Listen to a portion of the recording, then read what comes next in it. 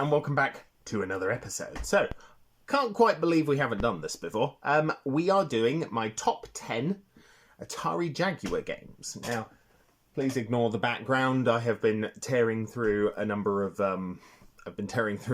games on the original Xbox. That's why it looks like that. But yes, we had to talk about the Jaguar. So we'll just sort of start from the beginning. These aren't in any particular order, apart from one, which will be because it's just that good.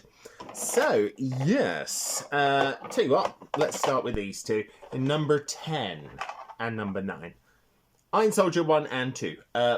This is a repro cart, so please ignore that, because, quite frankly, the game is crazy expensive. But yes, Iron Soldier 1 and 2. This is an actual cartridge, as you can tell, as opposed to the fake one from AliExpress. But yes, Iron Soldier 1 and 2. I'm a big Iron Soldier fan. I am. I love...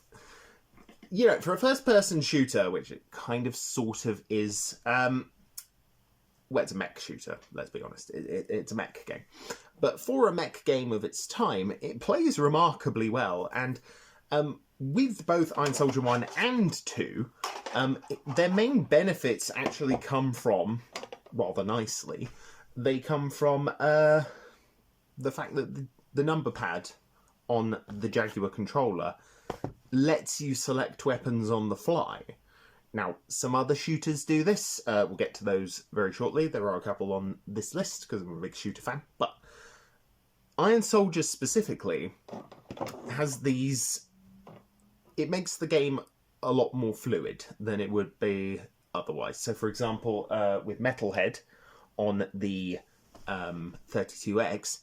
game's a bit slower by comparison. Bearing in mind you're still a giant sodding mech in both of these games, but you've got a lot of guns. Got a lot of guns to deal with a lot of things and a lot of enemies. So that sort of ability to switch on the fly is really engaging. There's very little difference between the two. Let's be perfectly honest. There's a bit of difference. 2 is slightly more advanced, but it's not as advanced as, say, I'm fairly certain I have it here. Yeah. Iron Soldier 3 for the PS1. Not as big a fan of that one, though, by comparison. I think it's just simply not as good as Iron Soldier 1 and 2. And I haven't played the Jaguar CD version, because who's got it working Jaguar CD nowadays? But yeah, I think these are two very solid entries at number 9 and 10. Again, no order. But let's jump onto a pretty good port of a pretty good cinematic platformer, Flashback, the Quest for Identity, presented by US Gold and Delphine Software International. Yeah, I mean, I'm a big fan of Another World, and I'm also a big fan of Blackthorn for the 32X. Big fan of both of those. So Flashback seemed like a good step forward. I have played this actually a fair amount. I just can't remember if there's a manual. Oh, there is. There is a manual. Very nice. Yeah. So, to be fair, is this best version of Flashback? I don't know, because to be perfectly honest with you, it's the only version of Flashback I own. Nowadays, you're probably better off playing the 25th, 30th, whatever anniversary edition. That they released about 10 years ago now, something ridiculous. You're probably better off playing that strictly because it's a revamped, more accessible version. But if you happen to own a Jaguar, and if you really want to play Flashback, can't go wrong with the Jaguar version. Who next? Who on list? Okay, so these next few games aren't viewed as great. They're not amazing, but I had a lot of fun with them. Where did you learn to fly? Yes, Cybermorph. As much as Angry Video Game Nerd lambasted this game about nearly 20 years ago now, I still really like it. There are better shooters, to be fair. There are better shooters on that console. I don't own any. And I've played much better third-person or first-person sort of starship combat games. Excuse my hair. It is dreadful today. I've played better space combat games, but as a pack-in title, it's not that bad. I'm actually interested in getting Battle Morph. So Battle Morph was the sequel released for the what do you call it? The Jaguar CD. That was it. Yeah. You know, let's just go with crazy hair for the rest of the day. So yeah, Cybermorph has a sequel, which I'm actually tempted to play, but as a first time launch title, not terrible. Not great, but not terrible. There are better games. There are much better games on the Jaguar. Speaking of, this is not one of them. It is... Oh, no, maybe it is one of them. Where are you? Kasumi Ninja. Yeah, bit of a side-scrolling fighting game. So it's 2D fighter, sort of in the vein of Mortal Kombat. Less so Street Fighter. Definitely more Mortal Kombat inspired. Not bad. Not good, but not bad. I'm hoping that when See, I'm picking through the Xbox version. I'm hoping that when Polymega, if they do, when they do the Jaguar module, I'm hoping that this will actually run on it, because it's a game I want to do co-op with.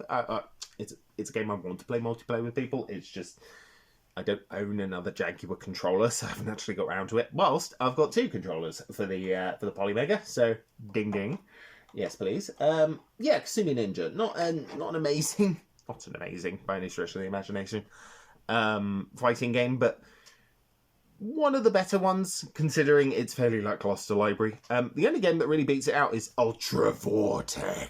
Now, I've wanted this game. I had wanted this game for years.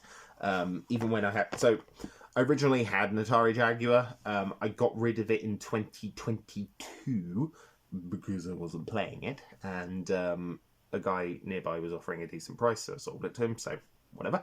Unfortunately, that included getting rid of some games like iWar, which is now very expensive. Attack of the Mutant Penguins, which is also very expensive. So I'm planning on getting Attack of the Mutant Penguins back at the very least. iWar, I don't give a shit. I don't care. It wasn't amazing. But I didn't actually own Ultra Vortec during that time, which is a bit weird, because pretty much all of these games I've owned before, apart from Flashback. Pretty much everything else in this list I've owned before. So Ultra Vortec and Flashback sort of fit into that nice niche. And this is a fairly brutal, but also pretty hardcore metal fighting game, which I really enjoy. And you know what? I actually had played it. I had played it before because it was featured on the Atari 50 collection back in 2022. And then I was like, why did I sell the Jaguar? And then it took me a couple of years before I got a Jaguar again. To be fair, I know why I sold the Jaguar. It didn't work properly. It did. It worked fine. It's just occasionally it would red screen of death, predominantly with the next game on this list, which is my 3rd version of this game. Aliens versus Predator. Yes, another shooter. So, very similar. Very similar to Iron Soldier. You can select a series of different weapons from that list, but what people don't tend to realise about this game, and what people didn't realise about the game back in the day, it's more a survival horror, which is cool. And a bit weird, because you're also playing as aliens and predators and colonial marines, so you've got about 3 different campaigns, and each of them plays somewhat differently. They're still basically Doom clones, but the ability to play as like 3 separate characters who do sort of play differently is pretty sick. We then got a bit of a cool trend of Aliens vs Predator games, such as Extinction, which I have on the original Xbox, AVP 1 and 2 for the PC, and Aliens vs Predator 3 by Sega, which was fucking hot trash, but I liked it. I will freely admit it's 100% hot trash, and it plays like hot trash, but here we are. Yes, it is god-awful. It's fucking terrible. This game, though, is the originator. Pretty solid. Heartily recommend. My top 3 that aren't really my top 3. Yes, they're not really my top 3. There's only one game on here that I rank above pretty much everything else, and we'll get to that. However, if there was we'll get to the close contender. Yes, Missile Command 3D. So, fun thing about Missile Command 3D, it's probably the only Oh, it is disturbing. It's the only classic Atari franchise I actually own. I know there's Breakout 2000, and I know there's Defender 2000, but both those are very expensive. I think there were... Oh, and this one, which we'll get to. This game and the other one we'll get to shortly are basically the only Atari games I own for the Jaguar, which is a bit of a shame. I need to pick up more, but this is a cool piece. I mean, it's probably the best Nick box game I have for the Jaguar, but it's also a really interesting and unique take on what made Missile Command special, even amongst Atari's original lineup on the 2600, is... Well, it's just Missile Command, man. The original game is pretty notorious for having the end if you fail to stop the nukes coming through, as in that's the end of life. Everyone is dead. It's pretty notorious at the time for that. 3D, on the other hand, goes, hey, mecha dragons. It goes mecha dragons and aliens and all sorts of stuff, but the coolest thing about this, outside of the fact that it's apparently Pro Controller compatible, so good luck, future Jack, finding a Pro Controller that isn't 200 quid. This has a virtual Missile Command. So originally, because Atari were struggling madly, they were going to release a Atari Jaguar VR headset. Now, the VR headset did not come out. There are, I think, 2 working prototypes in the world, and they only work with this game here. Yes, this is the only game that has virtual reality on the Jaguar, which, you know, duh. It was a system that was just not going to work in the long run for Atari, unfortunately. And then they died, and then they were resurrected under Infogrames, and here we are. And now they've released the Atari VCS, which is also not doing super great. But I think this is a really solid game to pick up for your collection, if strictly for the novelty. But it's also a hell of a lot of fun to play, so do what you will. Right. Now, I know I said there was only one game that I would rank as, like, number 1. There are actually 2.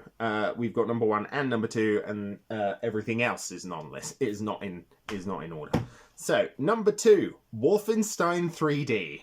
I did a Wolfenstein video a fucking metaphorical age ago, and to be honest with you, getting a Jaguar again was primarily motivated so that I could play this, because I love this game. It's really, really good. As legendary William J. B.J. Blazkowicz, who is apparently Doom Guy's granddad or something insane, and then like Captain Keen is Doom Guy's son or something ridiculous. I don't really care.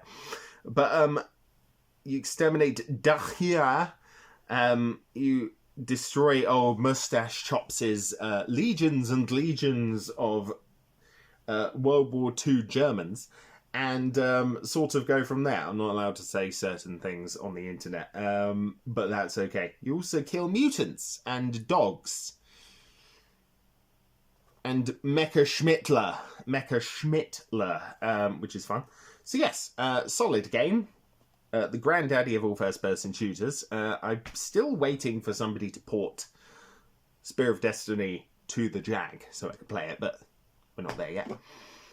So yeah, that's number 2. Final game on our list today.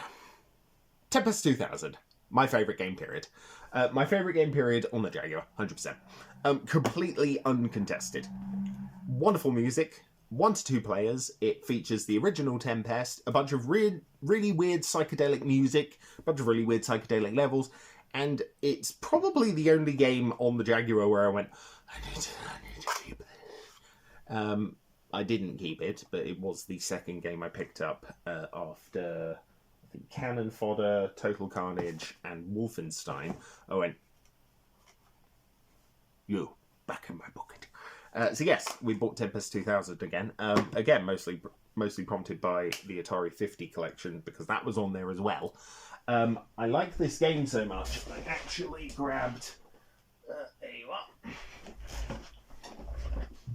I actually grabbed the Tempest collection for the Polymega collection, and it's on here, which is cool. As is OG Tempest, which is also pretty sick.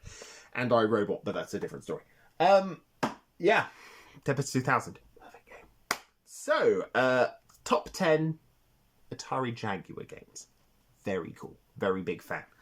I think next week, because I'm sort of starting to get into I'm getting back into it. I'm getting back into making videos because I know they've been a bit sporadic over the last 2 months. There's been a lot on. Nothing bad, just a lot on. And sometimes the channel has taken a bit of a back seat to that. So the plan is I have a whole freaking list. I have a whole freaking list that covers at least the next 2 months worth of stuff that you're going to see for the channel.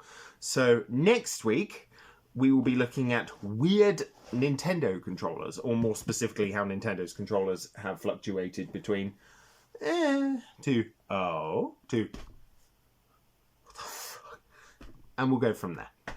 Because I'll be honest with you, some of them get in the way of me enjoying a number of them get in the way of me enjoying the console. So, that's it. We're done for another week. I will see you next time.